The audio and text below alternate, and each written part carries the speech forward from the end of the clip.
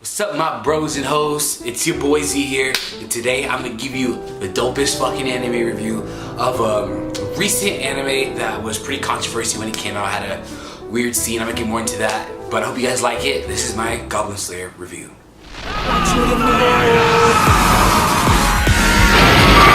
You've gone too far.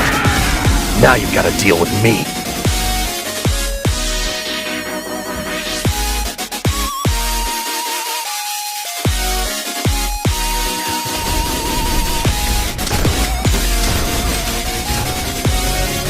Is there no one else?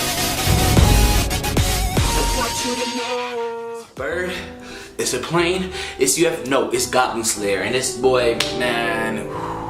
So this anime starts off with, it's in a fictional world, you know, like Lord of the Rings type shit, where there's adventures and there's goblins and all that, you know, fairy tale shit.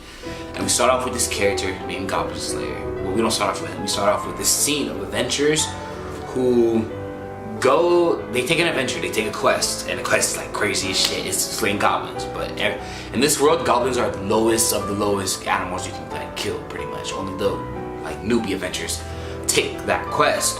So they go and they take this quest, and shit gets heavy. And one of the things I love about this anime is, unlike other adventure animes, this one, it doesn't sugarcoat like what goes on in these worlds, pretty much. So shit gets heavy, and they ambush by these goblins. And one of the things they do great is they introduce how savage these fucking goblins are. Like these goblins are just killing people, they stab people, and like they're screaming for help and shit. But the way they, I guess, procreate is they rape people. So one of the controversial scenes in the anime was a rape scene where the goblins got the girl and they pretty much raped her. And people was like, they were like shocked. They were like, fuck this anime, fuck it.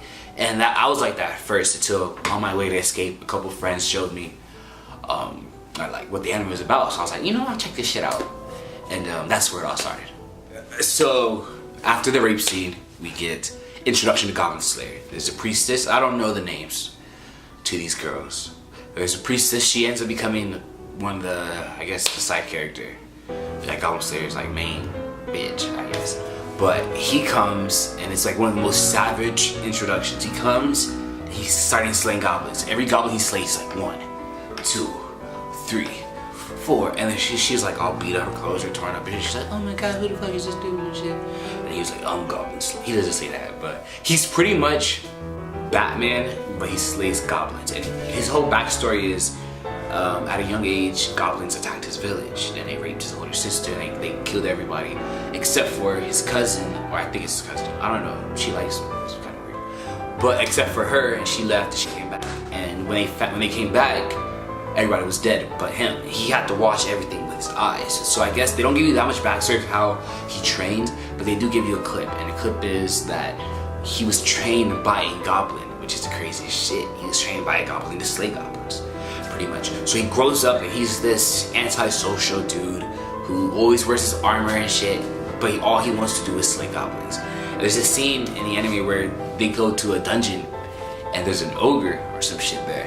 And the ogre's like, y'all wanna fight me and shit. And Goblin is like, and Goblin says like, hold up, bro. You ain't a goblin. He was like, so? He's like, I don't want nothing to do with you. And the ogre's like, nigga, what? You disrespecting me, dog? It's shit's funny as fuck. But that's what he does, and throughout the anime, he's just slaying goblins. He takes quests, and at first, the whole guild makes fun of him because, oh, that's the goblins. Like, oh, he doesn't slay goblins and shit. But later on in the anime, he gets a party. More people join his party, and he goes. And one of the things about slaying goblins is they affect more people. It's like slaying lions and killing rats. You know, the lions in real life, pretty much.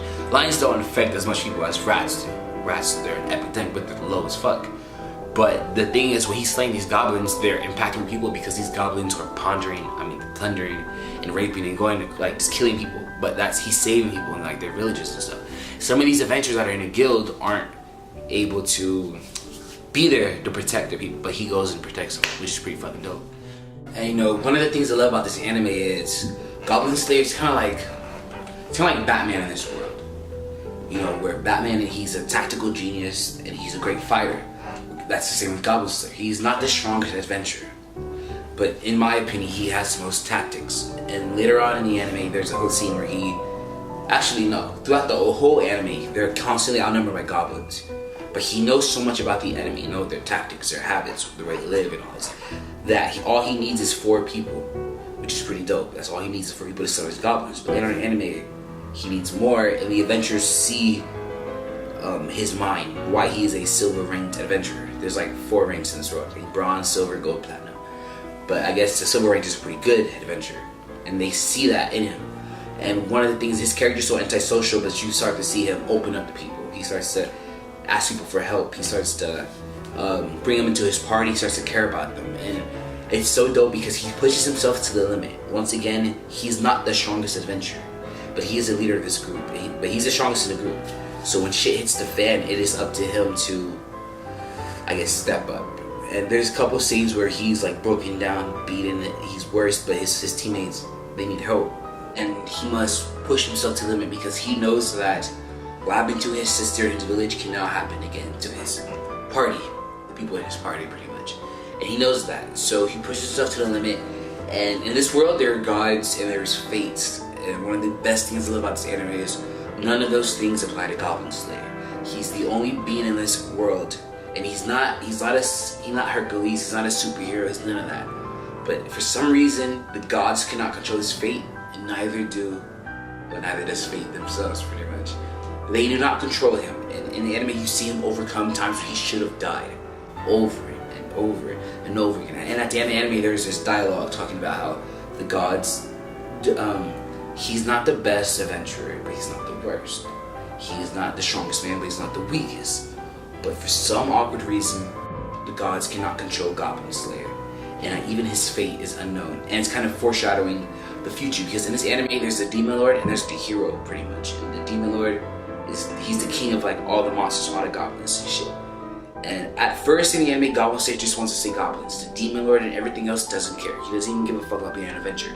This is just his best time to say goblins. But throughout the anime, you start to see him care about being an adventurer, how it changes the world around him, the people he's helping.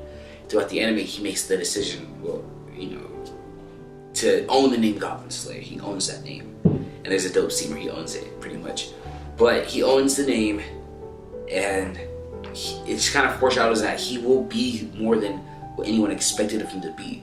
And the gods cannot control his fate. So it's like, when that happens, it's like, oh shit. Like, this dude could he would stay where he's at, he could die tomorrow, he could be the best hero.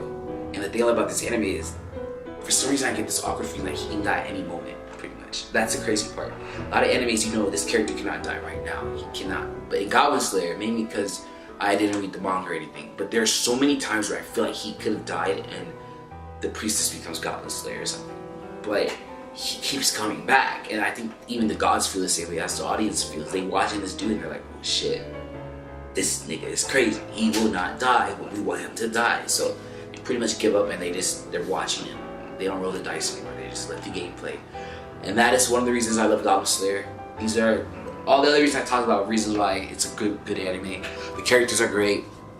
The action is amazing. The action, the fighting, the tactics, they make you really hate goblins, pretty much, in this anime. And the more you hate the goblins, what we all know in storytelling, the more you hate the enemy, the more you love the protagonists, and it just comes together. And I wish you guys have a great New Year's. And it's that Z shit. It's that Z shit. See you guys later.